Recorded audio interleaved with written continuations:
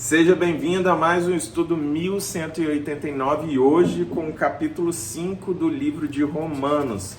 Já avançamos 4 capítulos, hoje o 5º capítulo, e o livro de Romanos não são muitos capítulos, são apenas 13, 15, 16 capítulos e estaremos concluindo mais um livro dos 66 com mais uma dezena de capítulos dos 1189 do nosso estudo. Estudo 1189, são 1189 capítulos dos 66 livros e milhares de versículos que vão nos levar a compreender um pouquinho mais de quem o Senhor é e do que Ele espera de cada um de nós. Vamos orar. Pai, mais uma vez estamos diante da Tua Palavra e tudo que nós queremos é que ela faça parte do nosso dia a dia, através dos nossos pensamentos, através das nossas atitudes.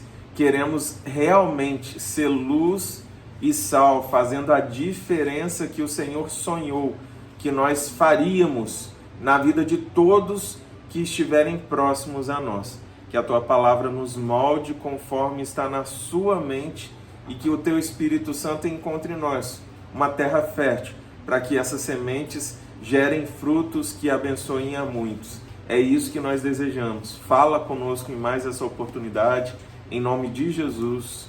Amém. Capítulo 5. Paz e alegria. Tendo sido, pois, justificados pela fé, temos paz com Deus por nosso Senhor Jesus Cristo, por meio de quem obtivemos acesso pela fé a esta graça na qual agora estamos firmes e nos gloriamos na esperança da glória de Deus. Não só isso, mas também nos gloriamos nas tribulações, porque sabemos que a tribulação produz perseverança. A perseverança, um caráter aprovado, e o caráter aprovado, esperança. E a esperança não nos decepciona, porque Deus derramou o seu amor em nossos corações por meio do Espírito Santo que Ele nos concedeu. De fato, no devido tempo, quando ainda éramos fracos, Cristo morreu pelos ímpios. Dificilmente haverá alguém que morra por um justo. Embora pelo homem bom, talvez alguém tenha coragem de morrer. Mas Deus demonstra seu amor por nós. Cristo morreu em nosso favor quando ainda éramos pecadores. Como agora fomos justificados por seu sangue, muito mais ainda por meio dele seremos salvos da ira de Deus. Se quando éramos inimigos de Deus fomos reconciliados com ele mediante a morte do seu Filho, quanto mais agora, tendo sido reconciliados, seremos salvos por sua vida. Não apenas isso, mas também nos gloriamos em Deus por meio de nosso Senhor Jesus Cristo, mediante quem recebemos agora a reconciliação. E é lindo a conexão que Paulo realiza aqui, fazendo a ponte de Jesus como nosso conciliador, como quem pagou um preço de morte quando ainda éramos pecadores. Porque assim como ele fala aqui, para nós é muito difícil, mas possível morrer por alguém que amamos, alguém justo, alguém correto. Nós vemos isso através das guerras. Muitos vão à guerra pela sua nação, então estão dando a vida por aqueles que estão ali. Mas quando você vai à guerra, você vai pensando em alguém que você ama e que você quer proteger, muito provavelmente sua família. Mas morrer por pessoas injustas e morrer por aqueles que estavam crucificando Jesus, humilhando ele, morrer por aqueles que estavam gritando, mata-o, mata-o, crucifica-o, apenas o Senhor seria capaz de um ato tão glorioso, tão lindo, tão profundo. E essa ponte traçada aqui, eu acho muito lindo, porque não só isso, mas também nos gloriamos nas tribulações. Quem se gloria nas tribulações? Mas aí ele continua, porque sabemos que a tribulação produz perseverança. Por isso que nos gloriamos, porque o resultado, o fruto da tribulação é perseverança. A perseverança, um caráter aprovado. E o caráter aprovado, esperança. E a esperança não nos decepciona, porque Deus derramou o seu amor em nossos corações, por meio do Espírito Santo que Ele nos concedeu. Então, esperar no Senhor é uma consequência de tudo que nós vivemos no nosso dia a dia, nas tribulações da nossa vida. Nós temos que ter alegria, porque isso vai produzir perseverança e um caráter aprovado e esperança que vai trazer sobre nós as bênçãos do Senhor. Continuando. Portanto, se vocês estão ouvindo, é Esté participando do estudo, tá? Fala, amor. Daqui a pouco ela vai estar aqui falando com vocês mesmo. Portanto, da mesma forma como o pecado entrou no mundo por um homem, lindo esse trecho, e pelo pecado a morte, assim também a morte veio a todos os homens, porque todos pecaram. Pois antes de ser dada a lei, o pecado já estava no mundo, mas o pecado não é levado em conta quando não existe lei. Todavia, a morte reinou desde o tempo de Adão até o de Moisés, mesmo sobre aqueles que não cometeram pecado semelhante à transgressão de Adão, o qual era um tipo daquele que haveria de vir.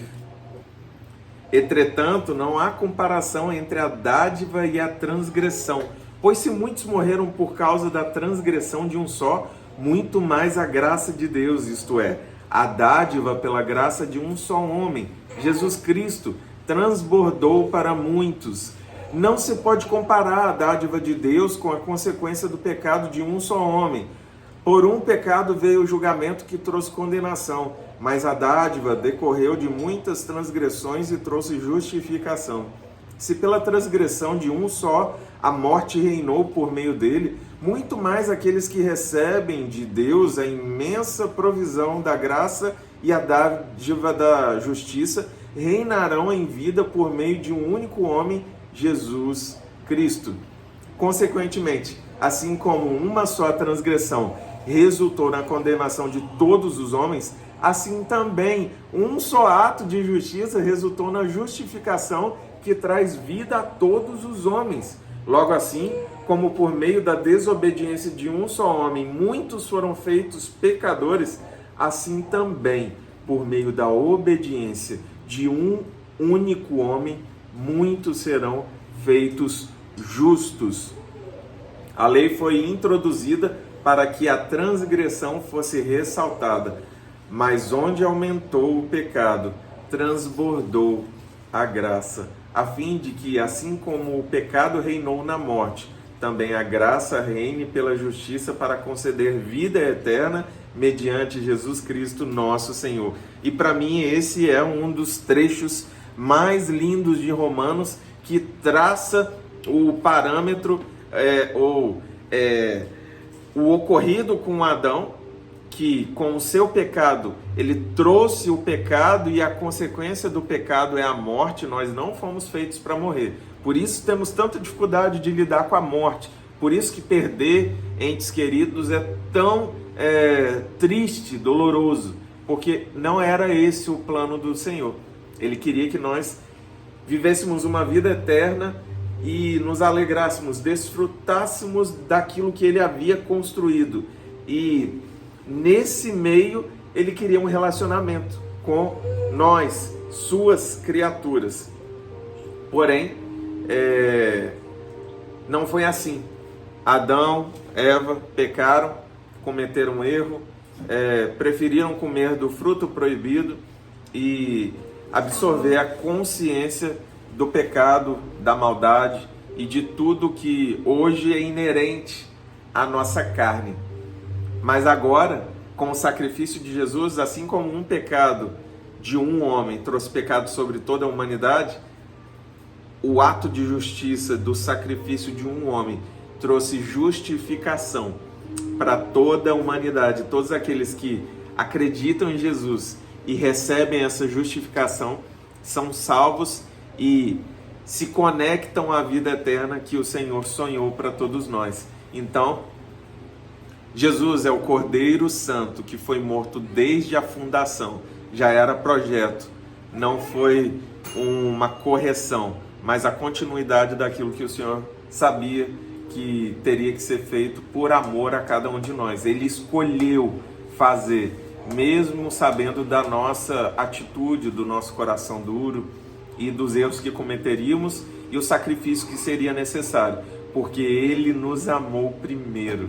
Você foi amado, você é amado, você é amada, ainda que te digam o contrário, ainda que o inferno tente gerar tristeza no seu coração e as angústias da vida tentem te parar. Não duvide do amor do Senhor, porque ainda que homens, mulheres, o seu pai, sua mãe, seu cônjuge fale com você, ainda que pessoas que você ama falhem com você, o Senhor, Ele nunca vai falhar com você.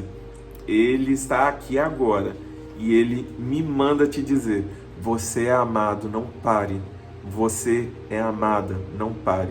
Que o Senhor te abençoe, você e sua casa, e que você seja luz e sal por onde for, em nome de Jesus.